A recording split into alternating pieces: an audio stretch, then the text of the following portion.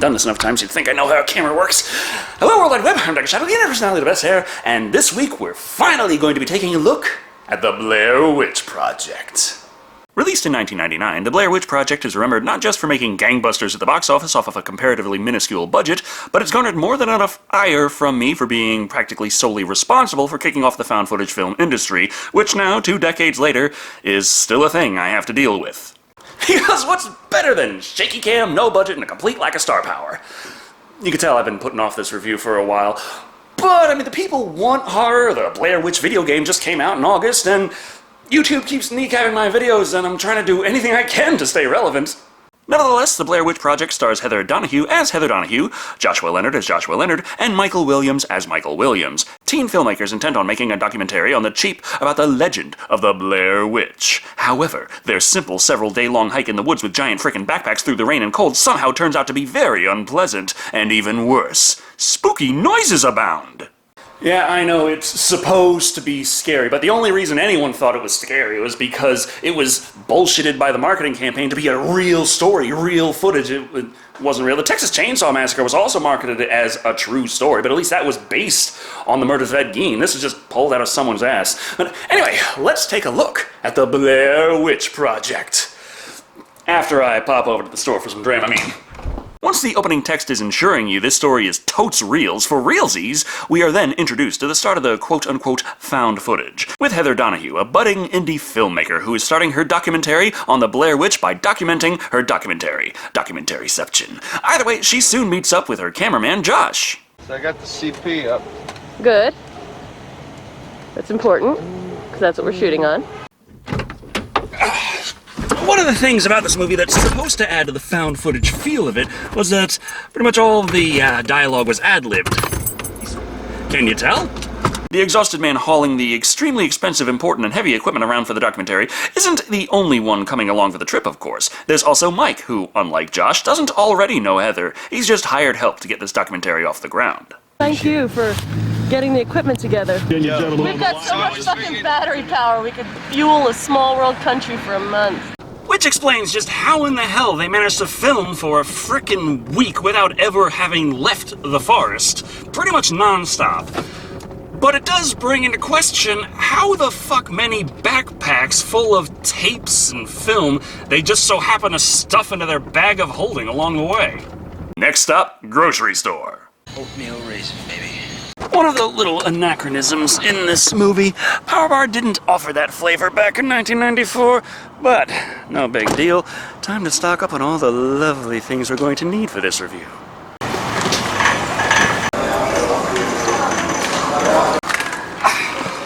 Dramamine. Great for flying, driving, virtual reality gaming, and found footage films.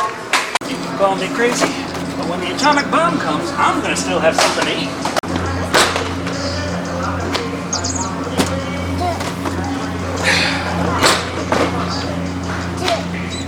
Okay, that should be enough to get through Act 1.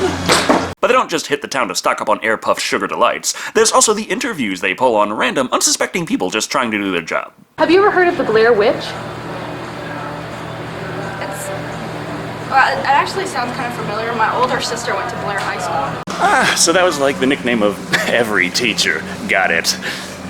Yeah, I can fish for public opinion just the same. You sir, what do you think of the Blair Witch Project? How about your friend?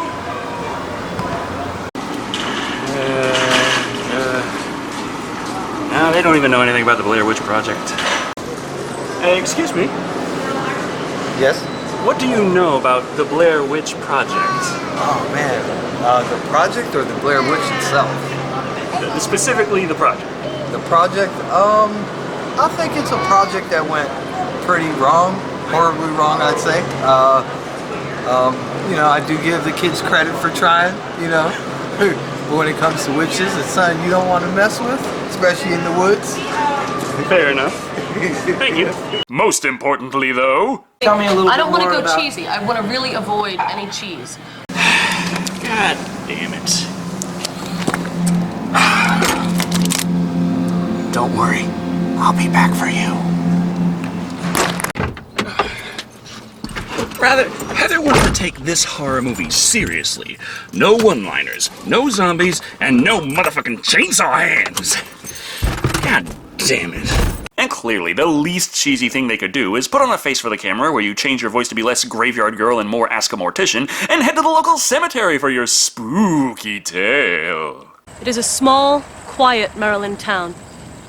Much like a small, quiet town anywhere. With giant fucking piles of dirt in the background for no apparent reason.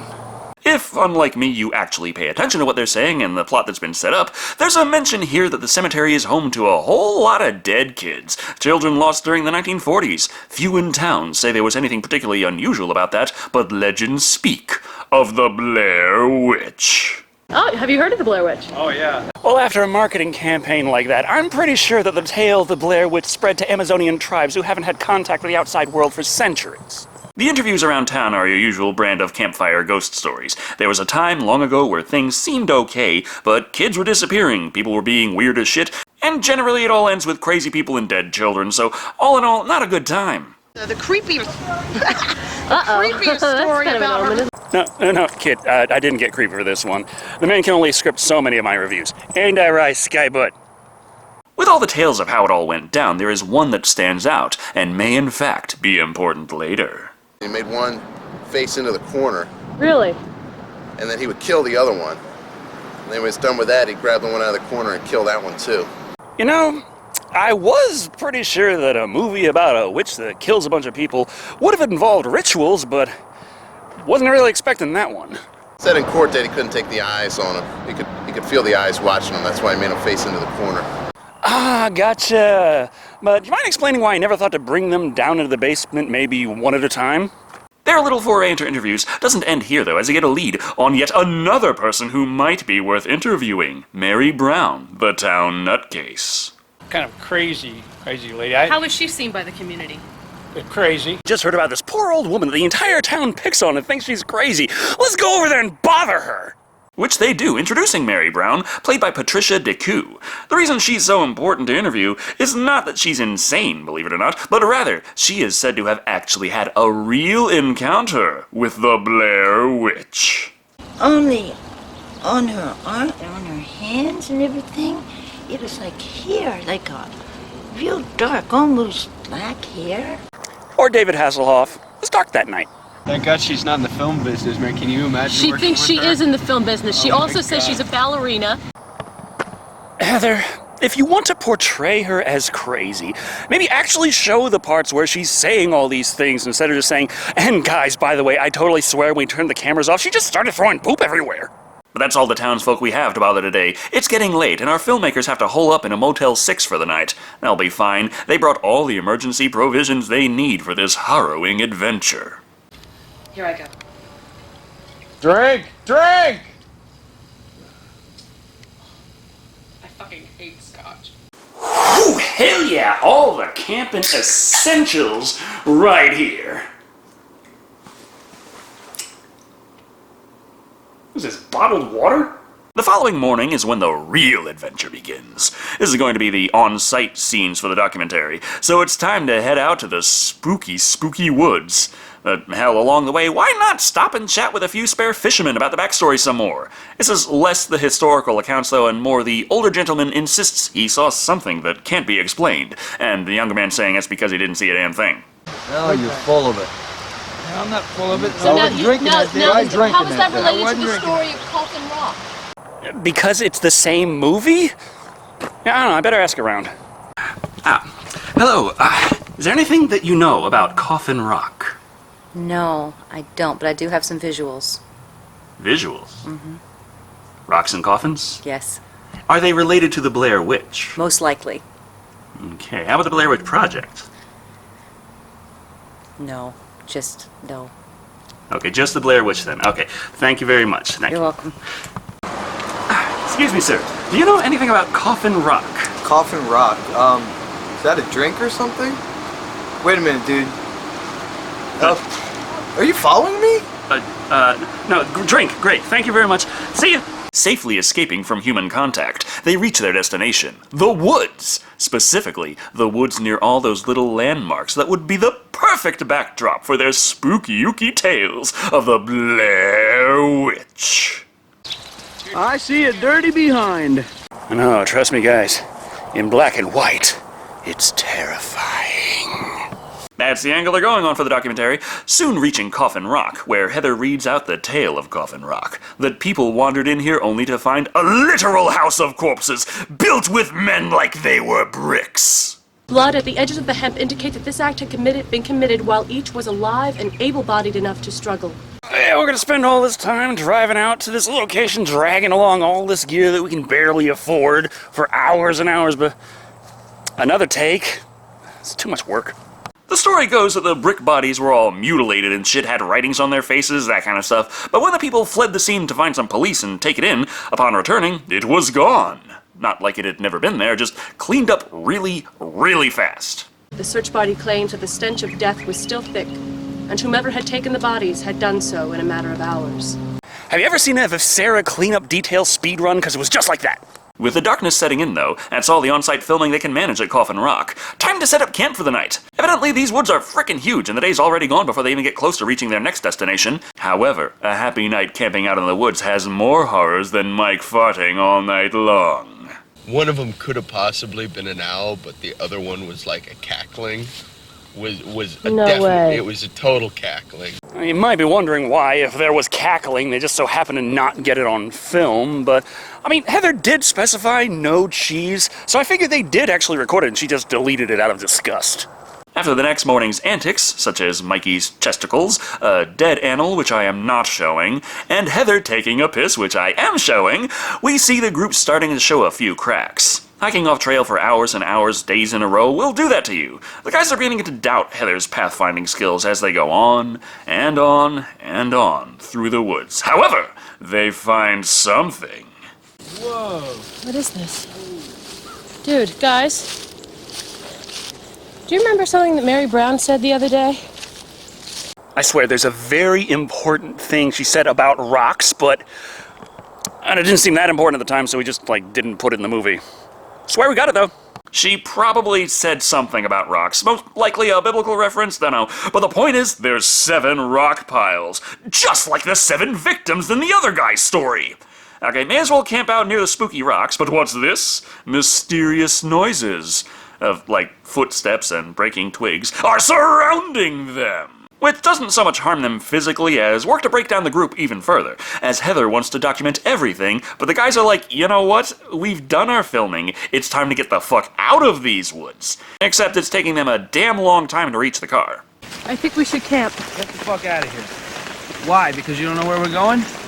No, because I think we're still a ways off from the car and it's going to be getting dark real soon. It's only been 4 minutes since the last time we set up camp. That's movie time. What interesting things could have possibly happened in a 12-hour-long death march through the fucking woods? What the hell is that? However, that night has even more spooky noises. As in, the same spooky noises of the night before, but repetition makes it scarier. Not that the morning sun works to wash away the nightmares quite so well anymore. How would we have, just made a campsite in between 3 piles of rocks just by coincidence? At this point, I'm just happy you're not saying, oh, actually, there was another interview we had with someone who was talking on and on about the power of 3, and we just forgot to add that to the movie, too. Wait, no, that's Charmed. I'm taping over it. There's bigger things to worry about than supernatural forces threatening their lives at every turn, though. You see, Heather's map has vanished. She doesn't have it, Josh doesn't have it, Mike doesn't have it, and now the social order is almost completely broken down. Tensions are high at this point. Everyone just wants to get home and never go hiking again. However, upon crossing a small creek, Mike begins laughing his ass off, as it turns out. I kicked that fucking map into the creek yesterday. It was useless. I kicked that fucker into the creek. Okay, Mike, I get it. So we're kicking useless pieces of shit into the creek now, are we? Predictably, nobody is okay with this. If we get hurt or if we die out here, it's your fucking fault! It is your fucking fault! Do you understand? Ha! Finally, an action scene! Unfortunately, the body count just stays the fucking same after this outburst. They're back to just being pissed off at each other, but working towards that common goal of getting the fuck out of these woods. However... Come up here quick! I need to use the CP! Yo, there's all sorts of shit up here, man. This is fucking crazy shit. They find that they have tripped into an abandoned arts and crafts exhibit. Needs more felt and glitter. So if rocks don't do it for you, those trademark Blair Witch stickmen hanging around everywhere might be a bit creepy.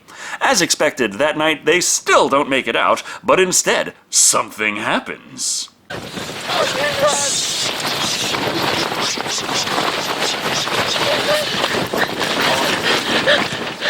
fucking go! Well, at the very least, we've upgraded from sticks to stones. They run off into the night shouting, "What the fuck is that?" as we see nothing. Some say there was supposed to be something there, but the cameraman forgot to point at it. Others say the scene was done without the actors knowing it was coming and their reactions are genuine. I say it can't be both. Either way, the film crew trashed the actors' tents, and the fact that they are lost in the woods and being tormented by evil filmmakers is getting to the group. However, the big breaking point comes when, after another goddamn day of walking south, they wind up walking in a circle.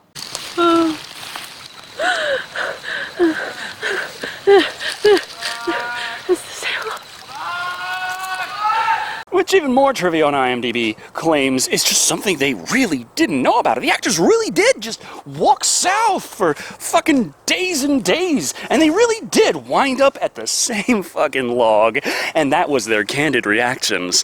To which I ask, how in the fuck did the director manifest the power to change time and space in order to pull that one off? Either way, if there was any shred of trust left for Heather's capability to lead them out of there, it's gone now. Josh shoves her camera in her face so she can see how it feels. And then one creepy night later, Josh just fucking disappears. Oh well, still gotta move, so Mike and her decide, fuck south. Which Wicked Witch was worse, the Wicked Witch of the East or the Wicked Witch of the West? The Wicked Witch of the West was the bad one. Let's go east. Well, technically speaking, the East Witch was also bad. The West Witch was worse. North was the good witch, but... well, that's also not really a good idea right now. But you wouldn't guess what they encounter that night. More creepy noises! This time of Josh screaming horribly. Yes, I am showing that, though all the scene is really a black screen. If you ever get a copyright strike for uploading literally nothing, now you know why. As we could expect, though, the real terror begins once the sun rises and Heather finds a bundle of sticks outside the tent, bound with shreds of Josh's shirt.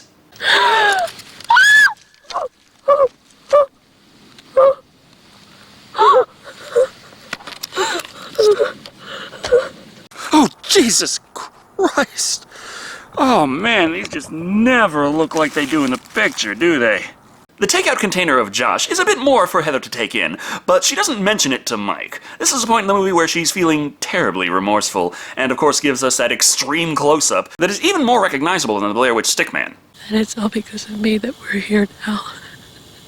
Hungry, and cold, and hunted. It's been so hard trying to pad this fucking review out to a reasonable length.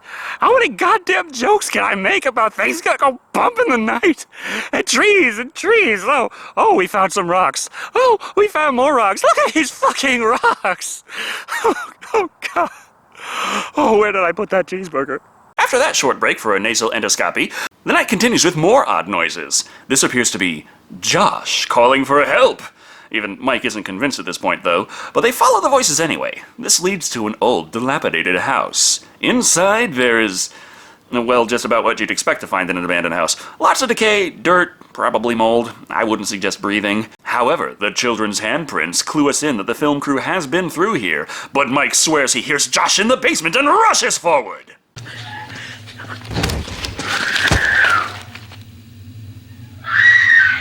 Well, I guess that's my cue to finally exit these fucking woods. Eventually. Oh yeah, he just falls over. Spooky. We kinda see what happens when Heather follows him down there.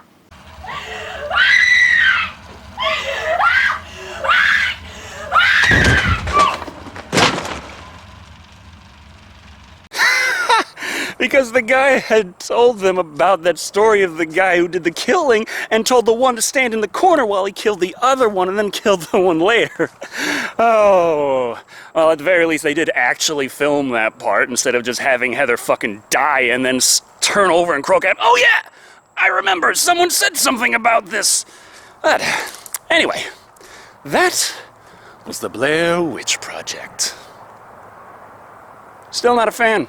That's not to say I absolutely hated it, believe it or not. It's actually better than I remember. It's a found footage movie, so shaky cam is what you got. And it's 90 minutes of three folks just milling about in the woods acting scared, but I'll give it this much, there is always something happening. Plenty of found footage movies seem to know that they don't have anything to say, so fill out the running time with silent walking segments that do nothing for the film. In the Blair Witch Project, those sections are instead spent working on character interactions, getting details on what everyone is doing and thinking, and generally fleshing out the world. But when it comes to the horror, this really falls flat. The acting is fine, the three of them do the best with what they have, and they honestly make something out of nothing here. The best horror comes from empathizing with the terror and dread and frustration on display, but when it comes to what they're running and screaming about, it's a whole lot of nothing. Rustling leaves, crackling sticks, piles of random rocks, and little stickmen. The stickmen were a bit creepy, I'll admit, and the souvenir of recently deceased friend is understandably unsettling, but besides that, what was there? Spooky stories from townspeople that we may or may not include in the movie that we swear we did? Those are the parts that bother me the most. The writing mistake of, oh yeah, did I mention that? Because it's kind of important now. If you need something to set something up, establish it first. Otherwise it's like telling a joke and then explaining it because you opened up with a punchline. It doesn't work that way. At the end of the day, the Blair Witch Project isn't that great of a film. It's got some great acting amidst shitty cinematography that is at least logically explained, and poor storytelling that explains itself later and thinks that's somehow okay. Better than I remember, but still not my cup of tea. Coming in at 2 flared nostrils out of 5. And they say, oh, well, it's really scary if you think it's real, but, you know, plenty of things are scary if you think they're real. Teletubbies is scary if you think it's real. EDF is fucking terrifying if you take it seriously. But, well, thank you all for watching. I've been Shado. And remember, GPS, it's pretty fucking useful. Works a hell of a lot better than breadcrumbs. Where the fuck's the house?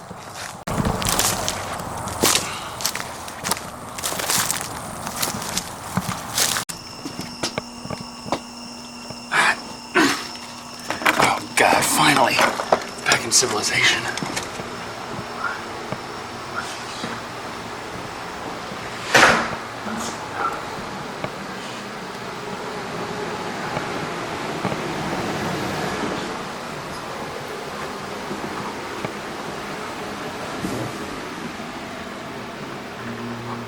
Oh my God. What are you doing in my house? Oh shit, I'm sorry.